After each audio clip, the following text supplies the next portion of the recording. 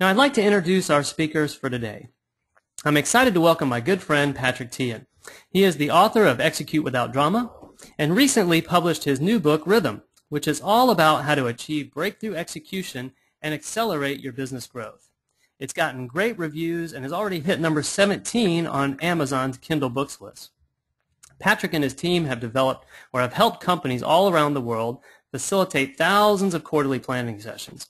And by doing so, they've learned what works and what doesn't. Today, Patrick and Barry, one of our rhythm coaches, are going to share key insights on why quarterly plans fail and 3 tips on what to do about it. Patrick and Barry, it's great to have you here to be here with you today. Thank you, Ryan. This is great. This is great. And as Ryan said, by the way, this is how you can contact me. If you're going to mention us today on Twitter, please use the hashtag RhythmBook. My email's up there as well. And I'd like to welcome Barry. He's been an entrepreneur since he was 8 years old. He's one of the many coaches that we have in our stable, helping companies get into a strong think, plan, and do rhythm so that we can connect strategy with execution. So, Barry, welcome. It's great to have you here. Hey, thanks for having me. This is going to be fun. It always is, man. With you, it always is. Okay, so let's get going. The number one reason why quality plans fail, and I'm going to go straight to the punchline, right?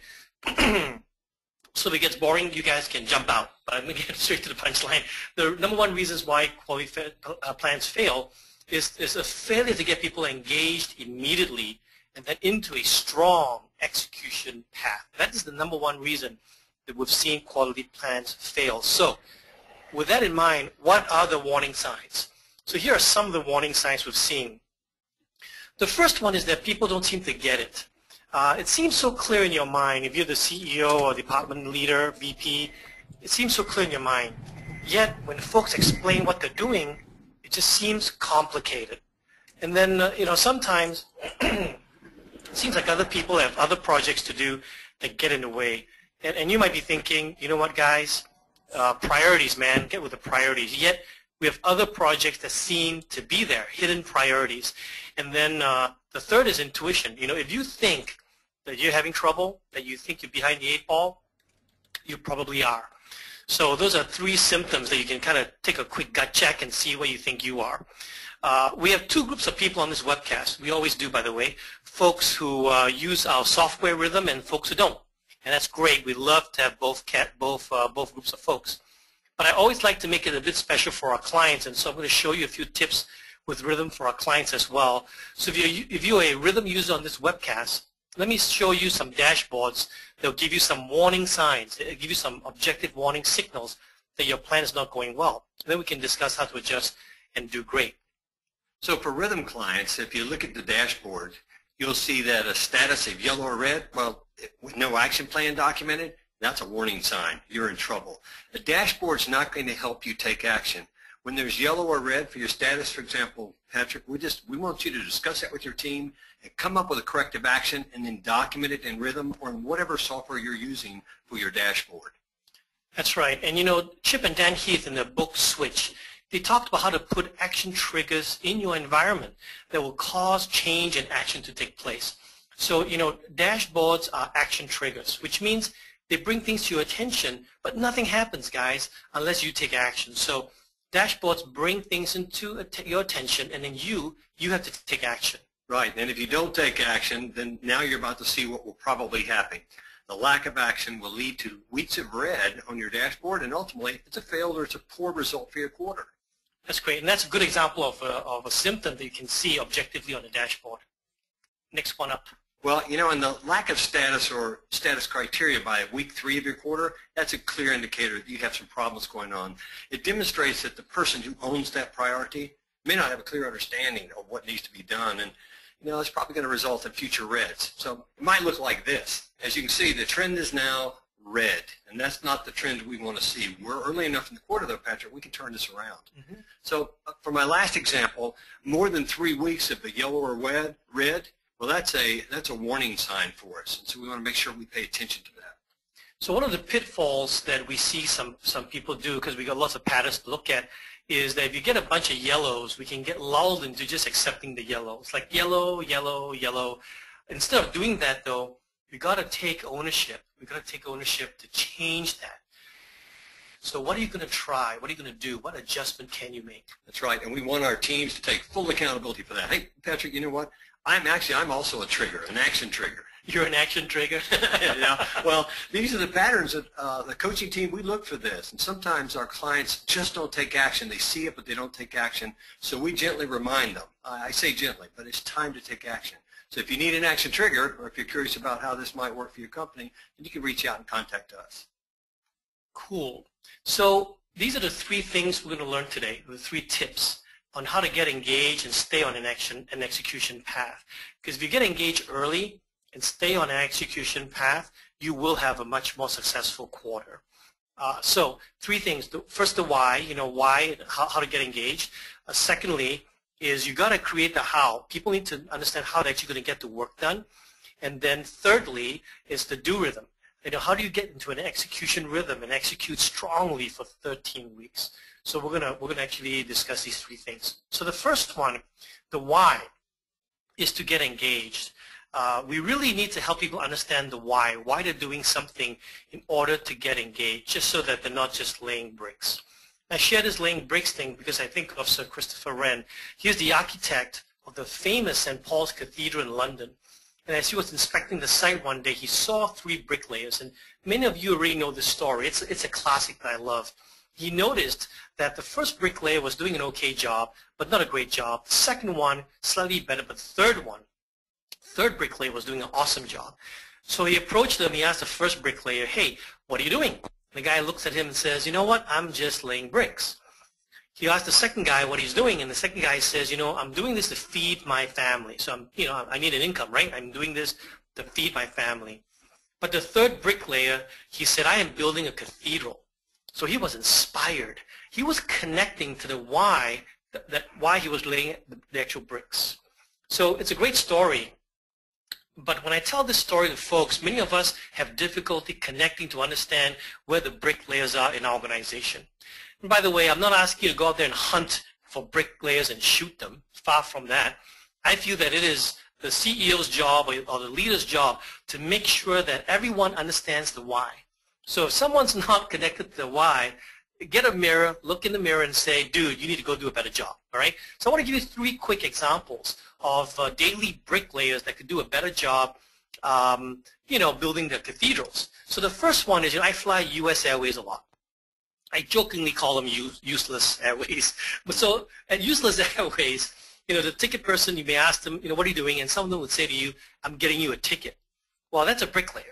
All right. Instead of getting me a ticket, that person needs to realize they're trying to help me get from Charlotte, where I'm here, to wherever I'm going to. So get me from here to wherever it is I'm going to. You walk into a coffee shop, and someone's and they're serving you a cup of coffee. There are folks there that will serve you a cup of coffee because that's all they're doing. They're serving you a cup of coffee, and I'm sorry, but that's a bricklayer. The person who's serving you a cup of coffee that knows that they're doing that to help you have a great start to a great day, that's a cathedral builder. So it's a simple stuff. Why are you doing that? And the third is, at the airport here in Charlotte, I often valet park my car because I'm kind of running late. And so sometimes the valet, all they think about is the parking my car versus parking my car to help me catch my flight. So again, it's not about parking cars. It's about helping me catch my flight. So I want you to think again about engagement. In the survey, in the poll that we did just now, 50% of the folks thought that you guys had 75% of your people well engaged. Well, that's good. If that's true, then we're in the better half of the country here. Because research shows us that most companies around the world only have 35% of their employees fully engaged. And if this data point is true for you, then unfortunately you are wasting money on your payroll. So, Barry has an engagement model he's going to share with us that he has prepared. So, Patrick, when we started talking about this, I did some research on how to get people engaged. And I found this from the Academy of Management Journal. And there's 3 things I want to bring you to just right off the bat. Let's look at these 3 columns. One is commitment.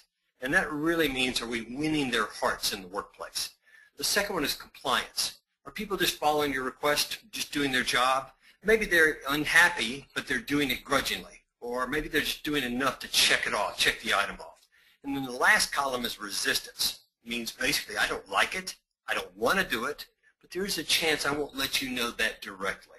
So we just kind of maybe not even do it at all. Well, right? That's right, yeah. And what I'd like to do is share and discuss some of the top strategies from that. So let's take a look at 4 of them right off the bat. I've circled them for you on the screen, which is consultation, personal appeal, rational logic, and pressure. Let me start with that pressure one, because it's usually not in your face, but it's really the true effort that they exert in trying to get you where you want to go. When you're using that tactic or you see it used, it might sound like, do this because I said so. That's why you're paid. You'll do it or I'll find someone who will, and things like that. If we work our way up to rational logic, this is using logical arguments, factual evidence. Now, you may come from a logical discipline. For example, if your background is engineering or if it's legal or technology, well, rational logic may seem just natural to you, and it may gain traction with someone who is an individual or department that is logical in their thinking. The personal appeal is appealing to a person's feelings of loyalty and your relationship. Now, this can only be done if you have a personal relationship with an employee or a team member. It might underscore why that could be helpful for you in the workplace. And at the top of the list, there's consultation, seeking a person's participation in planning your strategy, activities, or change for which you need their assistance or you need their support. So those are 4 of them, and I'd like to walk you across the 3 categories. We have commitment, and look at this. With consultation, I can get about 1 out of every 2 employees fully committed. So the best I can do is 55% commitment using the consultation strategy. Basically, you've only won the hearts of half of your team, half of your staff. When I look at compliance, it's interesting that pressure actually gave us the best percentage here for compliance, but it's not good compliance. If you have not engaged their hearts, you're not going to get the results you want. They're just doing what they've been told. So Barry, that also could be similar to the making of coffee. The coffee maker serving you a cup of coffee versus thinking that it's about giving the customer a great start to a great day. That's right, and I prefer a great start to a great day. Our last column is this resistance. And, I'd like for resistance in anything I'm doing in the workplace to be as low as possible when we're on the right thing, when we have the right strategy and plan. And with consultation, it's still 18%. It's approximately 1 in 5 people that are resisting you. Man, so that's still not very good. I mean, how do I get rid of that 1 in 5? I mean, but not by execution, though. Don't worry. You're not going to kill anybody. Okay. So before you fire anyone, let's look at the 5th and the last option, because this gets us some better results. The final #1 statistic was amazing to us. It's inspirational appeal. Making a request or proposal that inspires enthusiasm by appealing to a person's their values, their ideals, aspirations, or increasing their confidence that they actually can do what it is you're asking them to do. So the statistics are straightforward. Commitment, 90% with an inspirational appeal. 10% compliance, which is awesome because resistance drops all the way to 0. Wow. 0 resistance, 90% commitment. That's what we'd like to have. But Patrick, there's actually an even better way to do this. When I buy a suit off the rack, if you want to buy a suit, usually you need it tailored in some way. So I might have to have the pants length adjusted. I might need to do something with cuffs, maybe the waistline. Likewise, what I see and what we've experienced here at Gazelle Systems is the best engagement is achieved when a leader takes a combination of these 5 strategies and then they tailor it to match their own leadership style. Okay, so that's great theory, right? 5 strategies to get people engaged. And most of us use a combination of them. So the question is, what do you use? And we're going to take a couple of minutes and try and make this more actionable and practical. While we're doing that, please type in an answer about how you guys, what do you guys do to get your teams engaged. So type in an answer in your GoToWebinar question area. Share with us what combination you think you use to get your team engaged while we chat a little bit here. So take a moment and do that. Type in your answer. So for example, I learned how to scale in tens from Colin Campbell, former CEO of Hostopia, who just launched .club domains. And based on that learning, we made the theme for this year 10x. So Barry, tell me how that feels and relate that back to these engagement strategies. You know what? At first, that was inspirational, Patrick. It was 10x. It was so big in my mind, I wondered, can it be done? But it was not so big that it felt impossible. And you did something on that inspirational side that was very helpful for me. You gave us a laser focus on how they connected to our BHAG. How do we as a company get to our BHAG? What I often see in the CEOs that I work with, what causes them to fail, is that when they have a big goal like that, they just turn around and ask everybody on their team to double their efforts. It's pressure, work harder, food is optional. Hey, we'll slide your pizzas under the door kind of approach. Yeah, I like the last one. Yeah. You probably practiced that in the past, but you're a new guy. And thank you, Barry. yeah. Thank you. But the other thing that you added was a personal appeal. You wanted all of us to help and be a part of getting to our BHAG. And I also believe that you built in rational logic. So that third thing I think that you put in was the explanation. How do we need to 10x? Because we're not going to get to our BHAG doing what we've been doing. We can't do what we do today the same way and expect to succeed the way we want to in the future. So you challenged us to start thinking about how do we scale in tens? And you know, as a coach, Patrick, I started thinking, what am I doing? How do I make it more scalable what I do so that I'm in a position to 10x what I do and help the team 10x as a team? It was a combination of the strategies. That's how you got both my heart and my head engaged in us being at 10x this year. Great. So that's a practical way to kind of connect the dots on these 5 strategies. So now's a good time to check for answers from Ryan as well as any questions you guys may have so far. Yeah, we got a great number of responses, a lot of diversity also. You know, Simon's saying he uses a mix of consultative and personal appeal. Cindy's saying everything except pressure. Don't like to use pressure. Let's see. Peggy's saying consultative and inspirational. John just is saying consultative. Martin's saying you put a BHAG on, so connect it to the BHAG. Jax, says probably consultative and personal appeal. I see a pattern there now between, consultative, personal appeal. Several take that approach. I'm not sure how to be inspirational, though, was his feedback. So a good, diverse set of responses here, Patrick. That's great. That's great. How about taking some questions from the audience? Yeah, so now's a great time to also ask questions. If you have a question, please enter it into the questions area of your GoToWebinar control panel. And so go ahead and enter some questions. I've got a question here from Scott. Scott's asking, well, how do I figure out if someone is laying bricks in my organization? And then once I know that, how do I help them change? So let me take that one, Barry. What we can do is ask them first what they're trying to do, and then ask them why. And then third is educate and connect the dots for them. So example, so what are you doing today? I'm making coffee. Great. And why is that important? Because customers are going to be arriving soon, so I better get my coffee made. That's not the best answer, so then you educate. Hey, that's really not the best answer. We're really making coffee because we want to give the customers a great start to them having a great day. So I think it's important to find out first why you do it and then educate. Thanks. I got another question here from Martin. Martin says, how do you inspire? How do you do that? So when you inspire, a couple of ways. One is, of course, you connect to the BHAG, right? Connect to the BHAG. And I think that another way you can inspire is connect to the purpose. In the coffee example I gave here, we want to make sure that such a simple task as making coffee is connected to the fact that you want to give customers a great start to a great day. And so I think you want to try your best to connect it to the purpose of what you guys are trying to do. Thanks, Patrick. And then June's asking, well, is it bad if all I do is use the inspiration strategy only? So Barry, why don't you take this one? Yeah, my first response to that is it's good, yet a combination could be even better. Let's sprinkle it with a little, for example, rational logic to help people understand the logic behind it as well. Remember, it's the combination of the 5 engagement strategies tailored to your leadership style is going to get you the best results. And Patrick, in our 10X example a while ago, you used at least 3 of them on our team. That's great. Good point. Any other questions, Ryan?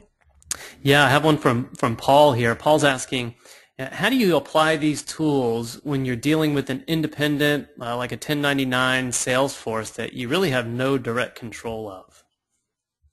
Oh, that's great. Then you shoot them. No, I'm just joking. I'm just joking. They don't call me the execution guy for no reason, right? So all jokes aside, I think that people are people. If you're working with an outside group or 1099, they have to buy into why you're doing what you're doing.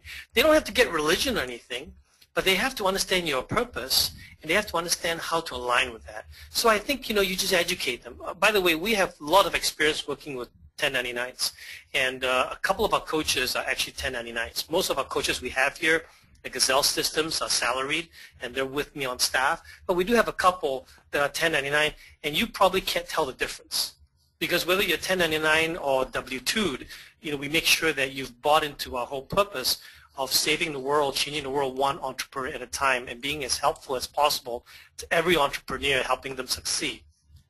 Patrick, for us as coaches and working with some that are sometimes 1099, there's no difference for us. Everybody's pulling in the same direction. I do think my experience has been that you sometimes have to invest a little more time educating and communicating with them because they're not involved in your day-to-day operations. So you might think of having to educate and communicate just a little bit more than you normally would.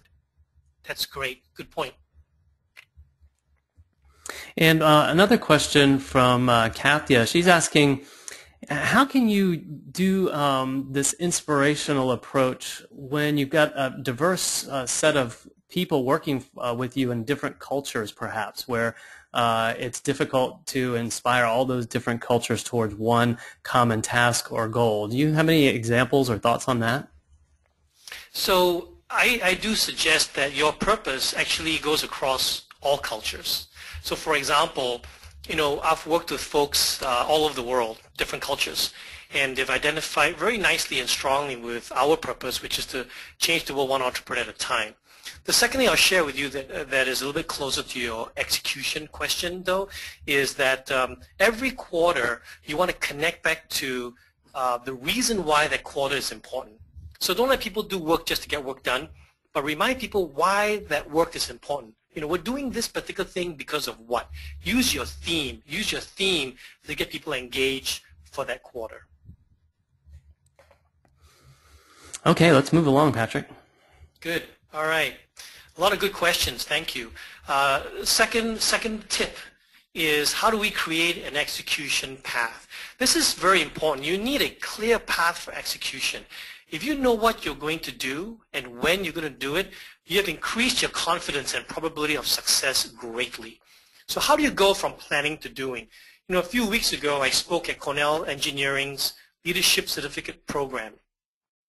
And there was a student there, his name's Anton. And Anton, a bright student who's also already a chief technology officer at a startup as well, asked me a question. He said, hey, Patrick, I'm pretty good at planning, and I'm also pretty good at doing. But then I kind of get stuck. It takes me a while to jump from planning to doing. So how do I get from planning over to doing faster? What a great question. And as he won the book, I kind of gave a couple of books out to the class with the best questions. So having action steps and milestones will help you get a fast start. It's important to get going, to get this fast start, especially if you want to succeed. If you cannot figure out milestones and actions, that means you're going to have a slow start. And if you have trouble coming up with milestones, fix it before the quarter begins. So you want to reach out to your team, discuss, come up with a strong set of actions and milestones. So the bottom line here is that we use milestones to help get you organized. So it isn't complicated, Organized, much better than disorganized. So get yourself an organized execution path, and then you will have confidence to get a fast start from planning, crossing over to doing. So a little bit for my rhythm customers again, and of course, for rhythm customers and for all you customers out there actually, you want to begin with the end in mind. But for our rhythm customers, we're just showing you the dashboard that you would use. You want to have clarity on what we want to achieve. So you want to first set your clear success criteria so that you can begin with the end in mind, right? And so first, green is the goal. Red is the minimum level of acceptable performance, and yellow is between red and green, and then super green, that's the stretch goal. So once you've done that, spend some time coming up with the key milestones, like what does it actually take to get this done? And then lay out the key milestones on a timeline over the 13 weeks of your quarter. And so for our rhythm clients, putting in milestones, it may look something like this. And you can use some other tools as well, but for our rhythm clients, it will look something like this over the 13 weeks. And so what if I don't know a clear path? I've been asked before. What if it's not easy to get started? Well, then you can start by just writing down the first 1 to 3 action steps. Milestones are preferred though. If you can visualize the entire priority getting done over the quarter, this is the best. But if not, then first few action steps would be good. Sometimes you may be waiting for more things, more information, but getting started fast is key because I've found this to be a major reason why people don't execute well. They start too late. If you're using rhythm and you're thinking, ooh, I haven't done that, don't stress. You can do it now. The quarter is still young. Patrick, I think it'd be good to share just some examples here. So example, if I were trying to kick off a client relationship but I didn't know the full project, we can still think of 2 to 3 things that we can, actions that we can take right now. Maybe a specific example, achieve a sales quota of X number of dollars. I might be waiting on the sales team or an individual salesperson to develop their sales plan.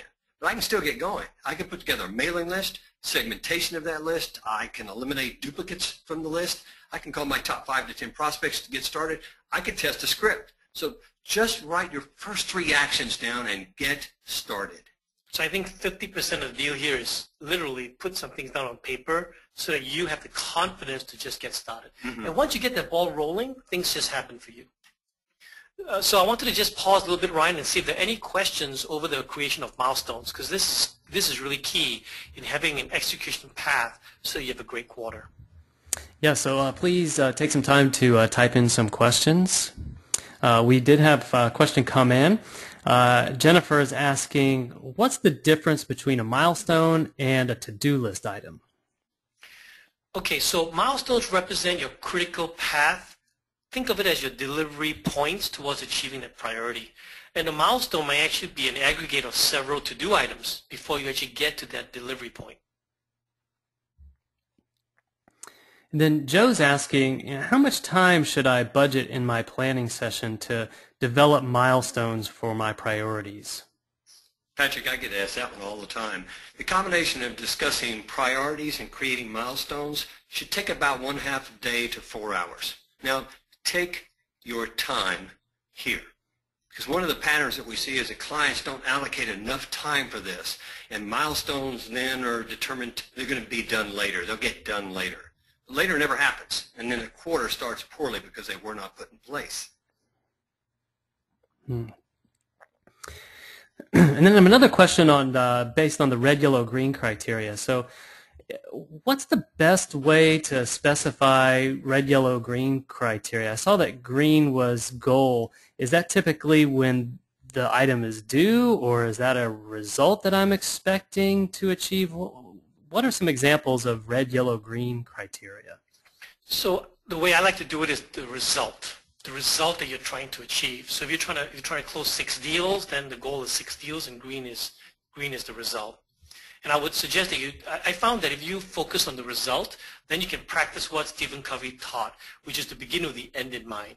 So I like to really make a point of making sure that the red, yellow, green criteria is based on the results versus, say, percentage complete. Because you could be kind of green percentage almost done and still fail at delivering the result. So I like to focus on the result. So, Patrick, that ties directly to our destination postcard that we use for annual planning. And I like to ask clients the question, when it's done, if we could fast forward 13 weeks, what will this be doing for you? What will it help you do? What's the end result? And as they begin to talk that out, they normally come up with a criteria that's appropriate to use to measure it along the way. And Annalisa is asking, can you explain the difference again between green and super green? What's the difference between those two? Okay, so green is your goal, and then super green is your stretch goal. The reason why I do that is lots of times entrepreneurs make the mistake of picking a stretch goal as their goal, and then their teams feel overwhelmed and unable to succeed and get demoralized. So think of the goal green as something that you can achieve, that you want to achieve, and then the super green as a stretch goal, that there's really no penalty involved if you don't hit the stretch goal. It is a stretch goal, and you have an extra celebration or something upon hitting it. And Jack's asking, when developing KPIs and priorities, does each team member develop their individual first, and then are they rolled up to the team? Or do they start at the team level, and then team members come up with their individuals? What's the right order for that? So I would love for us to hold that question because my next section is all about helping teams create the execution path. So if it's not answered there, then ask me again, Ryan. All right, sounds great. So let's go ahead and move along then. Great. So the next section, and this is part of helping, creating an execution path. And the second part of this is the plan of your team, not to give them a plan, because your plan isn't complete unless your teams know exactly how to execute as well. So they need their own execution path. So page 100 in my book Rhythm, I share how important it is for departments and teams to understand and get excited about what needs to be done in order to great and successful execution. So just because you've written down your priorities, and guys, this is one of the pitfalls that I see. Folks think that they've written down their priorities and they automatically think that it translates into execution. So just because you've written down your priorities, it doesn't translate into an execution path for your departments automatically. In fact, unfortunately, some of the communication kind of falls in the crevice there. You must complete your plan by helping them figure out what part they play in the overall plan. So let's talk about how to do this. So we begin with your company plan for the quarter. Your company theme, your main thing, your top 5 priorities. Now you need to share this and get this information across to your team in a way that's actionable. And this is where many plans fail. Many executive teams don't even plan with the departments. So the plan failed to make its way to the teams who actually have to do the work, right? So you got to know your plan. So the next step is to communicate. We want to plan together and then confirm to make sure that everyone gets engaged and is aligned. I'll share with you that the plan is not as important as the act of planning. When you plan with your teams, they can get focused and accountable to get their piece of the plan done with confidence. Yeah, and I would flash a danger light here, Patrick, because CEOs become impatient. These are guys who make decisions. You're running fast and pushing hard to go forward. That's why you started your company, and that's why some of you have been chosen as leaders. But if you forget the 5 engagement strategies and then you start pressuring your team to move forward faster, faster, faster, without the opportunity to just talk, discuss, and create together to help them visualize your execution, then you're doomed for failure. So how do we get past this? I mean, we need to communicate the plan well to our teams, right? Mm-hmm. That's one way. CEOs and leaders, here's the thing. We've played this tape 100 times in our brains. In other words, what we want to achieve for the quarter, we've thought it over and over and over. That's what I mean when I say we've played the tape 100 times in our brains. And then we come and we tell our teams, and the teams are hearing the plan for the very first time. So it's really not fair. We just think that they're going to get it instantly. So please realize as leaders that you're going to need to share your plan multiple times during that day when you're planning. That's right. And if you think about using the 5 ways to get people engaged, you can connect it back to your year, your annual plan. You can connect it back to your BHAG, to your purpose. You can use your theme like you did 10X for a rallying cry. And what I would say is it's not something you do once a week in your weekly meetings. You don't do it in your quarterly meeting or your monthly meeting. You need to build it into your language. It's part of your vocabulary that you're linking these together so that people know how important it is because you're talking about it when they do well, or if there's some problem or purpose that needs to be changed, you can link it directly to that. The key here is for the team to have a deep understanding of why and the purpose that is behind every quarterly plan. So once we've done that and the team has done their planning session with you, make sure you document the plans for every department. Make sure that there are no conflicts regarding shared resources. So some of our clients will actually get together in a half-day planning session with their vice presidents and the department leaders. They will then create the plan for their departments, and then they'll share it. They'll take the time for each department to listen to each other's priorities, and some good stuff comes out of that. They learn often what they can do to help each other. They also learn where they may clash for some of the same support resources. Then they kind of discuss, work that out before the quarter begins. That actually cuts down on wait time during the quarter and also breaks down silos. This act of coming together as a team across departments, when the companies grow bigger, silos get set up not by choice and not purposefully, but they just do. So this kind of breaks down those silos as well. It allows everyone to understand what other departments are doing. I've also seen this done in a town hall style where everyone comes to the town hall They are informed about what the plan is for the company for the year. Then they go back to their departments and within their department create their plans. And now they come back to that executive or senior team and they get their plan vetted so they can get it agreed to. The bottom line is to engage people. You have to let them discuss how to get things done, the why they're going to do it, and let them do that with each other. So we call this cascade planning, cascading your plan down to the team so that they can actually then come up with their own plans. Now, we're going to go into questions now, but I'm going to answer the other question that was asked just now. So if you look at this model, some KPIs, the ones at the top of the company, that you may decide that this is something you want to achieve at a company level. Then you bring it to your team and you say, okay, we want to achieve this and this KPI needs to be X, Y, Z. How can we do that? How can we take that KPI and cascade it down to us so that do we report on the same KPI or do we report on a subset of that KPI? Do we create, a shared KPI? That's one way. The other way is also valid where you come bottom up, where a team says, hey, here's what I'm trying to achieve. And then at the higher level, at the executive team level, you say, let's create a composite KPI to report on all those KPIs from the departments. A simplified version I see, Patrick, is really it's planning from the top down. We want the big plan at the company level, and then we're going to break it down in departments, but we're going to report from the bottom up so that we're knowing the most timely information at the executive level as possible so we can make the right decisions and in our weekly meetings make the right adjustments to get where we need to be. So Ryan, I think it's a good time to see if there's any other questions from the audience. Sure. So please take a moment and type in a question if you have one. Matt's asking about bringing everyone together. How large are your customers who do this for planning, and how many people come together to plan when it happens? So I think it's always good to come together to plan, but regarding my customers, I think, these are folks that have over 100 people, and when over 100 people, you may find as many as 20 or 30 coming for the group session. It's the next tier of leaders. Some of our clients have about 50 customers, and then usually that's about maybe 15 to 20 that come together to plan. And then Jackson's asking, how do you facilitate this kind of a session? Well, we've got a facilitation or a meeting facilitation guide that you can download. Patrick, can we just send that out to them? Yeah, sure. We can include this guide in a follow-up email after the webcast. We can do that. Okay. So Ryan, please help us with that. All right, so look for that. You'll get a link for a meeting facilitation guide. But to finish answering the question, we do recommend that you have a dedicated facilitator, not someone who's participating in the session also trying to lead it or facilitate.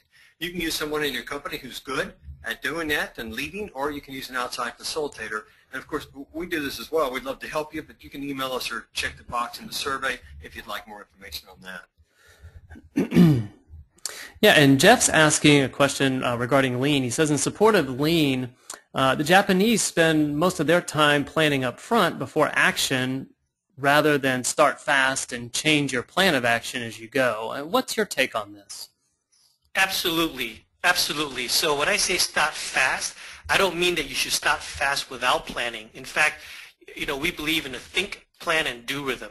So in your plan rhythm, we want you to take a couple of days, take 2 days and plan. And we pointed out earlier too that we want you to take at least half a day before you start fast to create your milestones and your red, yellow, green so that you can understand how your priorities, create an execution path for you. It's important to do that. I was reminded of a quote by Albert Einstein. He said, if I had an hour to solve a problem and my life depended on it, I would use the first 55 minutes determining the proper question to ask. And he was a smart guy. He was. He spent a lot of time planning. And then Alexandra's asking, when you say plan top down, shouldn't ideas for planning also take input from the bottom or frontline folks as part of that? Yes, that's a great idea. So one process you can use, and one of our clients does this, is at the beginning of their planning session, they actually get the teams from the front line to provide ideas. Then they take that into their planning session, where they come up with the overall plan for the company. So I do think that at the end of the day, the executive team, the CEO and team does need to come up with what they want the company to do. So when I say top down, that's really what I mean. I think getting ideas from the frontline troops, that's awesome, and that will actually help you create a much better plan. But once the plan's done, though, then what do the departments have to do? And that's where I see the missing link to be, that we then don't do the planning so that the frontline troops can actually get the right work done. Yeah, and Luis has a great question here. He says, if you give autonomy for creating a plan to department heads, and I know the answers will not be consistent with what truly needs to be done, I see that as being a demotivator. You know, what are your thoughts on that? How can I bring those together and make that work? Hey, Ryan, I think you need to ask me that again. I'm not sure I fully understood that question. So I think what he's saying basically is if you give autonomy, this is his question, for creating plan to department heads, and he knows the answers won't be consistent with what truly needs to be done, isn't that demotivating for them? What are your thoughts on that? I think he's seeing those as like two separate things, not as all perhaps working together to develop the plan. Yeah. So I do think that you need autonomy. You do need to give autonomy, right? Now, autonomy without education and understanding is really not positive autonomy. So we're not saying it's a free-for-all. So when you have your departmental meeting, I think, you know, if I go back to that previous slide, we want to first make sure that they understand the company's plan. We want to make sure that we've shared the company plan, that we've then done some team planning, discussion of what individual folks think. And then from there, you do need alignment, and you do need to come together as a team. What I've found is that if everyone gets the opportunity to express their opinions, and we chose to do something different as a team so that we can actually be aligned as a team, people's feelings aren't usually hurt. Usually the feelings are hurt and they're unhappy and demotivated because they feel that you didn't really listen to them well. All right, time to move on. Okay. The third tip is that you have to execute well for 13 weeks. So this is what we call the do rhythm. And there's really two things you have to do. One is you have to have the commitment to stay on track. Commitment, because stuff happens and you may lose or waver. But you've got to have the commitment to stay on track. And the second is you've got to have the commitment to work together to solve problems. Now, engagement is not just at the planning session. To remain engaged, remember, there's a plan rhythm and a do rhythm, and you need both. So the plan rhythm helps you to develop and create your path for execution. Now we're in the do rhythm. So in the do rhythm, we have to get it done and make adjustments weekly. So it's a rather simple rhythm. You know, every week, ask, is your plan on track? And if it's not, what are you going to do to fix it? How do you work with your teams to solve problems and make adjustments quickly? So if you take a look at your weekly meeting, this is your most powerful engagement tool, and you have 13 weeks. So you want every one of the 13 weeks to be great. Spend your time in this meeting discussing how. Find ways around obstacles and solve problems. Don't get stuck in asking about status and why did this happen, why did that happen. It doesn't really matter why you got here. Now it matters how you find ways around obstacles. And then expect people to be stuck on stuff and welcome that discussion. But you're right, you know, Patrick, sometimes big things break out in those discussions and they need to be covered, but they threaten to derail your weekly meeting and send it into overtime. We don't do that. In fact, I recommend you do not do that. You want your weekly meeting to be healthy. And that's one where people look forward to coming to it. They know that they're working on achieving goals together. They're making adjustments together to succeed towards plan. So here's some ideas to help you avoid running down these rabbit holes and maybe running your meeting over time. Number one is remember our symptoms at the beginning. Work on your yellows and your reds in your meetings. So spend your time there. Honor the time. Otherwise, people won't feel positive about coming back next week. So think long term. A huge topic comes up. It's okay. But schedule a separate time or meeting to take it offline, especially if there's only 2 people in the room that need to discuss it. Don't force your whole team. In fact, don't pay your whole team to be there to have to listen to it or be observers. So the pitfall is that when leaders find a problem, they tend to drag this solution out to find the right solution, and they go over time and they get into one-on-one discussions with one of the team members, and then the rest of the team just sits there and has to watch. There's no value add. It feels like a drag-down, knockout fight, and just to get something done. So instead, I recommend schedule a separate meeting to dive deep if needed, take it offline, and work within the boundaries of finding solutions. This is not a chance for us as leaders just to beat someone up because they brought up a problem. It is instead about focusing on solutions. Yeah, in fact, you've got to be careful not to beat people up in this meeting when they bring up problems, because you want the problems to be brought up so that you can have those discussions to solve them as a team. So something special for Rhythm clients, quick example of collaboration here. Our Rhythm clients have the ability to have discussions actually before the meeting at their own time and their location. So Dr. V, CEO of BioPlus, shared with us how his team updates their status ahead of time. And then they also spend time reading each other's statuses, and then they may provide comments and suggestions, such that when they come to their weekly meeting, people's brains are already well prepared to actually finish up discussions that they started by collaborating with comments and discussion threads online. And so what they do is they look at the reds and yellows, and they begin to provide some comments, some suggestions ahead of time to how to solve those problems and obstacles. And then they found that their weekly meeting ran quicker and was more effective. So your weekly meetings are very expensive. I mean, think about it. Your entire leadership team is getting together for a few hours to prepare for a strong week. So do your homework first. Come prepared to offer value and discuss solutions. If you're coming together to discuss status, then you're kind of wasting that time. So let's talk about deadlines real quick. I've seen too many people come up with a deadline, miss it, and just happily set another one. Boy, and that's one of the pitfalls of teams. Don't accept falling short of goal. We want to put pressure on ourselves to figure out how to adjust and achieve the deadline. So whether that's me as an individual or a team, we don't want to accept falling short. We want to look for solutions. So I want to share with you how AvidXchange executed when others would have failed. This is in the book, chapter 11, page 221. And so AvidXchange provides complete accounts payable and payment automated solutions for businesses. When they were focused on getting Avid Payout on time in 2012, they had a critical path deliverable that was dependent on a third party, which was to process credit card transactions. It was so critical that they realized that if they didn't get this done, they would actually have to delay their entire launch plan. In fact, it was so critical they could not launch AvidPay without this being done. So they came out with Plan B, just in case that vendor did not deliver. Many of us don't do that. This is why they succeeded when I said most others would have failed. Many of us assume that the vendor's going to get it done for us. And so it doesn't have to be a vendor. It's any risk point that's critical in your project. I think you need a plan B for those. So to finish the story, unfortunately, the vendor that they expected to deliver, well, they did not deliver. Fortunately, at AvidXchange, we had a plan B. They executed with a second vendor, and they got their product out on time. So what does this mean to AvidXchange? Let's talk about results. This translated to the following results. In 2012, AvidXchange did $500,000 in revenue for a brand new product that came out only, in July.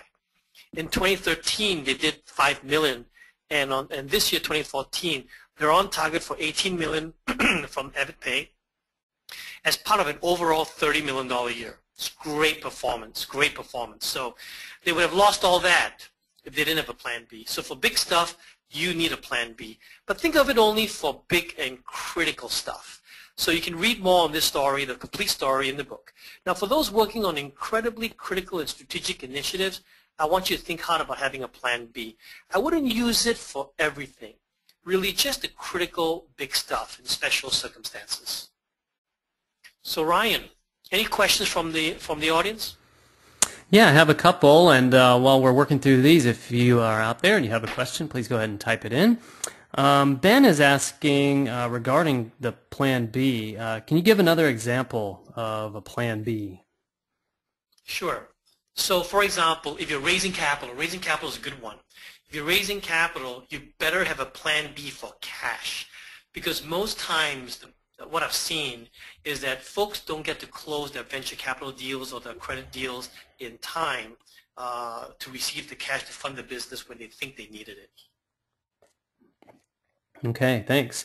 And Joan's asking about the weekly meetings. She says our weekly meetings are on Mondays at 9 a.m. How do you recommend we get prepared for those meetings so that we can have better engagement in our team and in our work?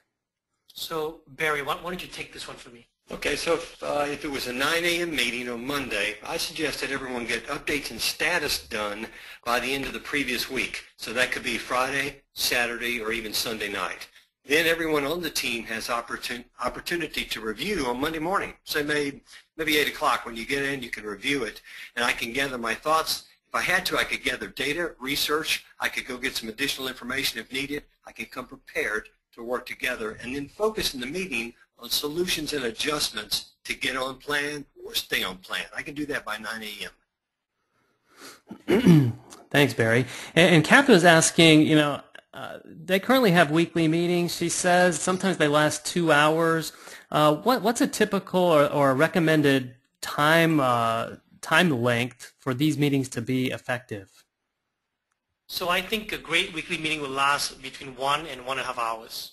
You want to look at your dashboards. You want to pick out the 2 or 3 things that you need to discuss, and then spend 80-90% of the time really on discussions.